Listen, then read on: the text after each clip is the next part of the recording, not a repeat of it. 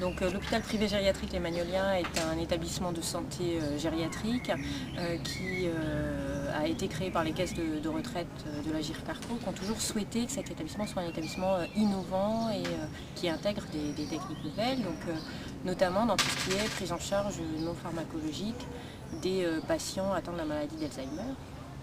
Et c'est dans ce cadre qu'après avoir essayé des méthodes telles que Snozelen, la musicothérapie, l'établissement a souhaité s'investir dans le projet de mise en place de l'Humanitude avec l'Institut Jeunesse Marescotti pour essayer de former l'ensemble des personnels à cette nouvelle méthode.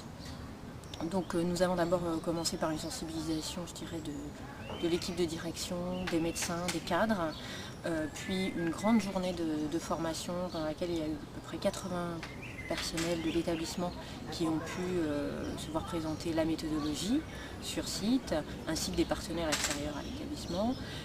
Puis sur 3 ans, nous avons formé par groupe de 12-15 personnes les soignants, en priorité les soignants de soins de longue durée.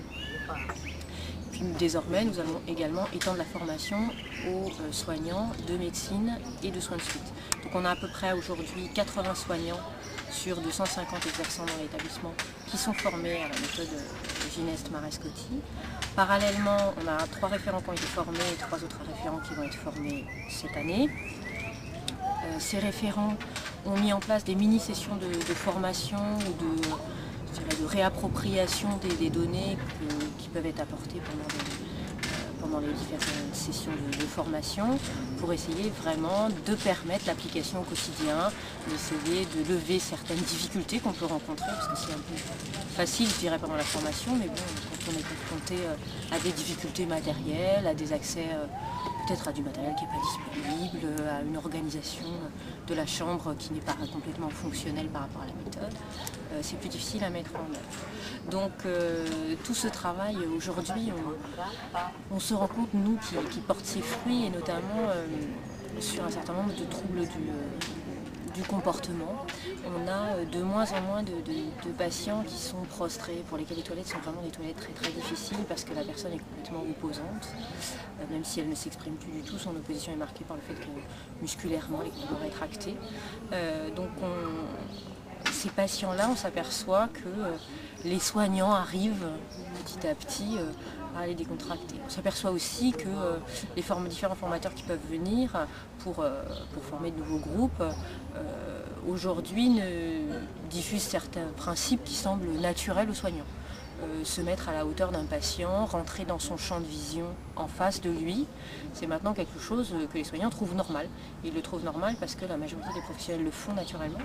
Donc ils ont le sentiment que c'est comme ça qu'on doit prendre en charge, je dirais par mimétisme, par imprégnation. Donc ça c'est une vraie victoire. On n'est aujourd'hui pas au bout de tout ça, néanmoins nous en tant que soignants et vivant auprès des patients âgés et des familles, on se rend compte de ces résultats. Pourquoi un site pilote? Pour aller plus loin, c'est-à-dire former l'ensemble du personnel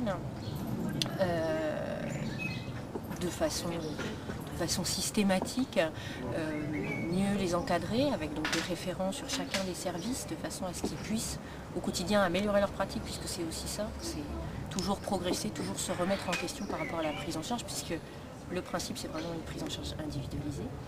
Mais derrière maintenant il faut que cette méthode puisse être aussi reconnue scientifiquement. Et ça va être le travail de Marie-Pierre Pancrazi, qui est gérontopsychiatre et qui est arrivée dans l'établissement il y a un peu plus d'1 an et qui va tenter d'essayer d'évaluer la méthode, alors avec les Magnoliens évidemment, mais avec d'autres établissements aussi, puisque pour évaluer scientifiquement il faut aussi avoir des groupes témoins. Aujourd'hui au Magnolien on a de moins en moins de groupes témoins qui peuvent exister, puisque la majorité des soignants connaissent indirectement ou directement la méthode et l'utilisent, même s'ils ne savent pas toujours qu'ils utilisent cette méthode. Donc voilà un petit peu notre projet, donc formation de l'ensemble des personnels. Je vous dis on est à 80, donc monter en charge, peut-être plutôt 3 groupes, 4 groupes par an, mais surtout des référents de façon à continuer à diffuser la méthode dans les années à venir. Et l'évaluation pour nous c'est primordial, qu'il y ait une vraie reconnaissance de l'efficacité. Aujourd'hui, je crois qu'il faut entendre les soignants qui parlent de ce qu'ils ont appris et de ce qui leur est révélé pendant ces formations, pour se dire que c'est une vraie réussite, mais ça ne suffit pas pour convaincre le corps médical. Et donc là, il y a quelque chose sur lequel il faut avancer rapidement. Merci. Ça fait 5 minutes, mais je ne pouvais pas la couper parce que c'est... C'est dur, hein. Très bien. Oui. C'est bien. J'ai un peu rapide. Non, ça va. C'est vrai qu'on parle encore plus rapidement quand... Mais ça va. Vous verrez si vous... Non, c'est bien. Bon, il n'y a pas tellement de trucs à Sinon, non, je hein. pose un petit peu parce que vous êtes reparti vraiment sur le référent. J'attendais Marie-Carmen Grandi, j'attendais l'évaluation scientifique. Non, c'est Oui, bien. c'est très bien. Sinon, oui, tant qu'on est là, il faudra qu'on voit un petit peu comment on peut